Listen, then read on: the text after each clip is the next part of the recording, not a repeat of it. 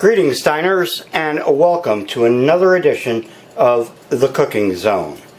And today we're going to make a liver pate.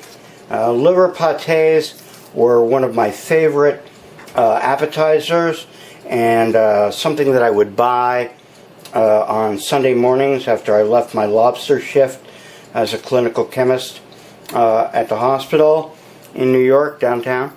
And then it was pre-made. I didn't actually do the liver pate myself, but it was very good pate from the deli that I bought this stuff in, and I would have it together with bagels and lox and cream cheese and all the other New York foods that you have heard about if you haven't actually eaten them. And in the good old days in the Jewish delis, they were delicious.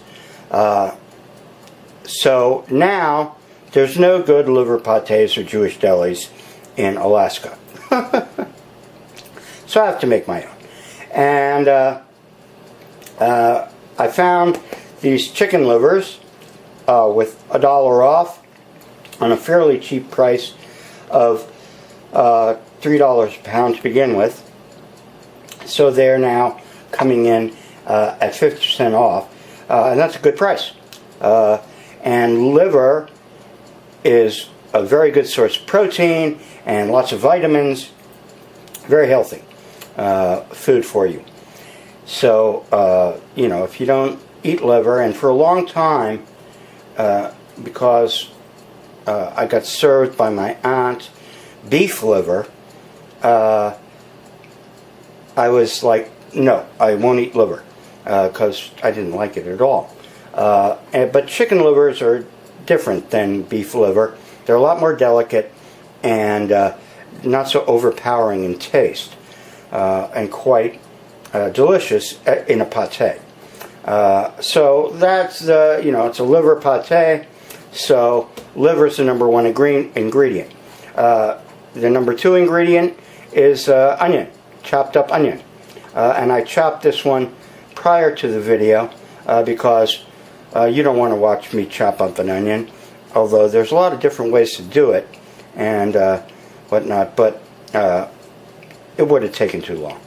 And then the only other ingredients I really need for this are butter, and just about everybody puts butter into their pate.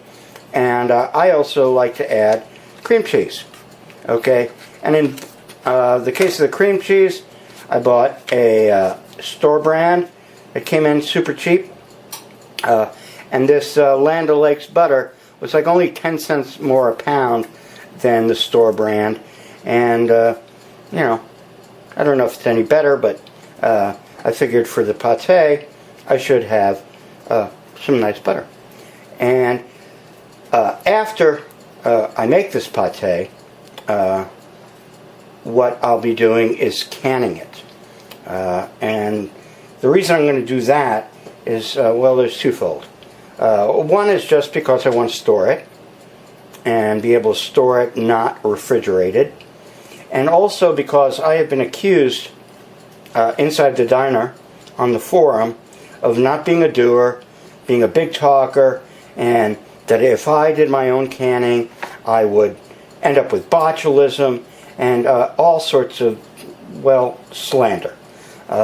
So I'm here to demonstrate that that is just not so. And so after I make the pate, what I'm going to do is I'm going to eat part of it, probably, most of it actually. But I'm going to can a 1/2 pint jar probably of it, and I'm going to keep that around for 6 months, sitting on the shelf, and my supply of preps, and then I'll open it up, I'll spread it on some French bread, and we'll see if I proceed to die from botulism or not. And we'll get into the canning procedure after I do the cooking procedure, which comes next. And that's, again, this is not a hard recipe, doesn't have a lot of ingredients, and the cooking technique not that hard. Basically, you're just going to saute the chicken livers with the onions, and then you'll put them all through a food processor. In the old days, they did that smushing up by hand, but now we have devices like food processors to make that job a lot faster and easier. And in will go some more butter and some cream cheese, and that'll all get blended up together. And then we will refrigerate it for a while to stiffen it up before we eat it. So those are all additional parts that will come with this video as a full selection of how to make a liver pate. So today, this is just a teaser. This is giving you the ingredients and basic technique, and then in the by and by, we'll see the other parts of it as the liver pate comes together.